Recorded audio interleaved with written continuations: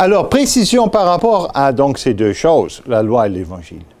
Dans le sens strict du mot, seul l'Évangile peut être considéré comme un moyen de grâce et un appel efficace de Dieu. D'abord, cela a rapport à que Christ est le contenu ultime de la Bible. Hein, ce qui conduit à Christ. Il a parlé avec les pèlerins d'Emmaüs. Vous vous rappelez l'histoire? Et qu'est-ce qu'il faisait avec eux? Il expliquait les Écritures, tout ce que le concernait. Tout ce qui le concernait. OK, c'est Christ. Alors, Christ est le contenu ultime de la Bible. Autant que Christ est la fin de la loi, Romains 10, 4, est le centre de l'Évangile. Par conséquent, Jésus-Christ doit être considéré comme étant la longueur et la profondeur et la largeur et le point central auquel tout le contenu des Écritures est uni. Christ, ce qui conduit à Christ. Alors je dis, voici, je viens avec le rouleau du livre écrit par moi, ou pour moi, excusez-moi, pour moi. Je veux faire ta volonté, mon Dieu, et ta loi est au fond de mon cœur. On parle de Christ ici. J'annonce la justice dans la grande assemblée. Assemblée, ça veut dire église. Voici, je ne ferme pas mes lèvres, Éternel, tu le sais. Christ est au milieu de nous et il veut nous parler. Et j'annonce la justice dans la grande assemblée, à travers les prédicateurs, ceux qui sont appelés, okay? Assemblés. Alors, de cette manière, il est l'épitomie et la totalité de toutes les Écritures.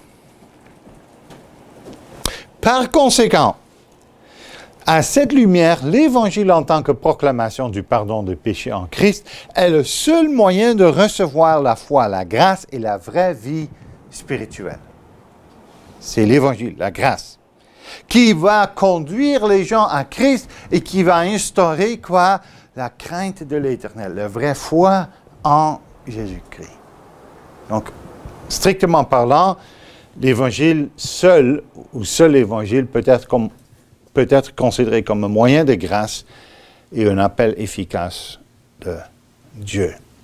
Mais, on parle de la loi aussi, mais la grâce de Dieu qui pardonne et le renouvellement du Saint-Esprit et ses effets présuppose une situation de péché attribuable à la transgression du commandement de Dieu.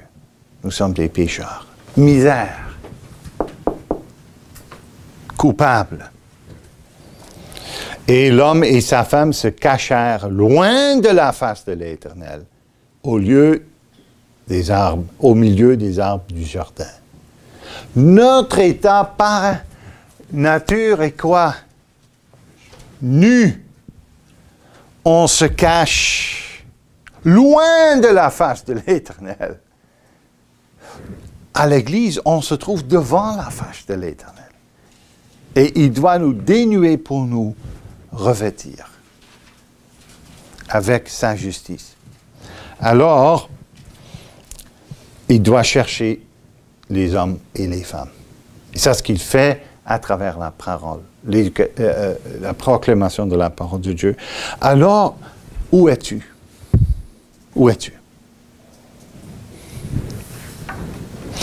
Alors, nous sommes appelés à prêcher la loi pour reconnaître cet état de notre misère et dans nos péchés. Galates 3, 19, « Car c'est par la loi que je suis mort à la loi, afin de vivre pour Dieu. » L'art de distinguer la loi et l'Évangile. Romains 3, versets 19 et 20, « Or, nous savons que tout ce qui dit la loi, elle le dit à ceux qui sont sous la loi, afin que toute bouche soit fermée et que tout le monde soit reconnu coupable devant Dieu. Car nul ne sera justifié devant lui par les œuvres de la loi. puisque c'est par la loi que vient la connaissance du péché. Et leur cœur était vivement touché. La parole a percé leur cœur. Et qu'est-ce qu'il disait? Que ferons-nous? Il dit, croire au Seigneur et tu seras sauvé. Donc, c'est quoi le but de la loi? Malgré le fait que l'Évangile est le seul moyen par lequel nous recevons la grâce, la loi force le pécheur à chercher Dieu, ce qui conduit à Christ. Was Christum treibet. 2 points ici, ou 3 points. D'abord, la loi n'a aucune puissance pour produire la foi en Christ ou pour justifier. Sa puissance, donc la puissance de la loi, consiste à menacer et à juger et à tuer. C'est toujours la fonction théologique de la loi. La loi ne mène pas le pécheur à Christ, mais éloigne de lui, dans un sens où on se reconnaisse pécheur.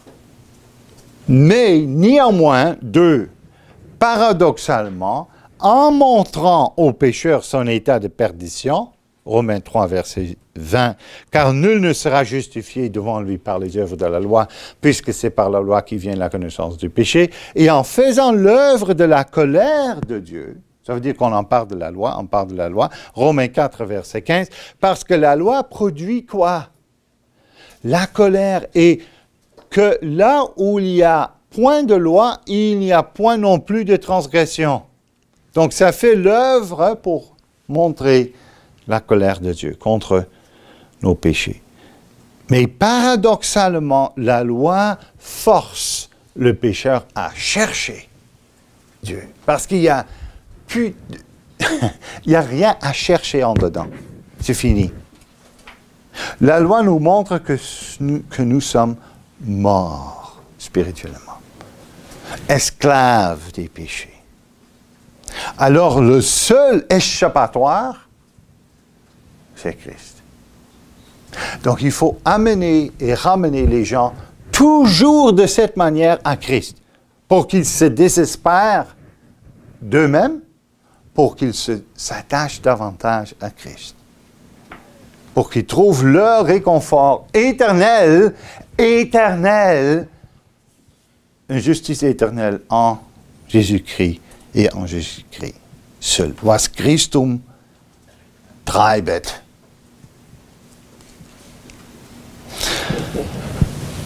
L'Évangile est la parole de vie de cette manière. La loi ne peut pas donner la vie, jamais. L'Évangile promet un héritage. Il n'y a aucun héritage par la loi. Donc l'art de distinguer la loi et l'Évangile. Parce que c'est par l'Évangile que nous sommes justifiés. Mais par les œuvres de la loi, aucune chair n'est justifiée. Romains 3, verset 28, « Car nous pensons que l'homme est justifié par la foi sans les œuvres de la loi. » Ainsi, 3, ce n'est pas par la loi, malgré le fait que la loi demeure importante pour beaucoup de raisons, mais l'Évangile qui est la semence de régénération par laquelle nous sommes nés de nouveau, la nourriture, le breuvage qui nous nourrit. Donc, la parole invisible proclamée, la parole visible, les sacrements, par laquelle Dieu nous sauve et il nous nourrit.